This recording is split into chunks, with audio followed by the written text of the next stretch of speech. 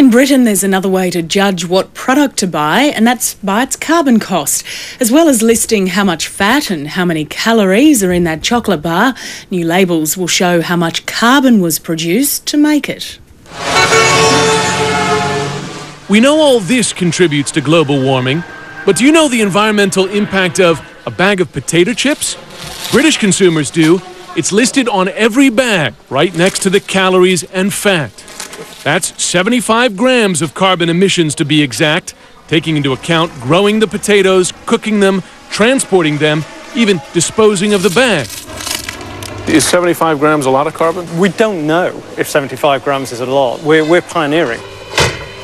The idea, backed by the British government, is to give consumers choices between, say, the chips and this mango smoothie, which has less fat but contributes 4 times the carbon, mostly because all the mangoes are shipped in from thousands of miles away.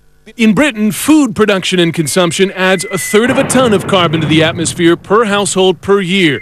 Recreation, such as driving to a soccer game, contributes a ton. Home heating and electricity add another 2 tons. The average American household contributes twice as much. Shoppers we spoke with like the idea of labeling. Yeah, I think everybody's got to think about it. We've got to change. Still, some environmental activists say labeling is simply a way of shifting responsibility from businesses to consumers and delaying the even harder choices ahead. It's not a question of consuming product A over product B, it's a question of consuming a whole lot less. That one bag of chips amounts to 1,000th of 1% of the carbon the average person produces in a year. Something to think about, and perhaps that's the point of labeling, thinking about what we consume and the consequences.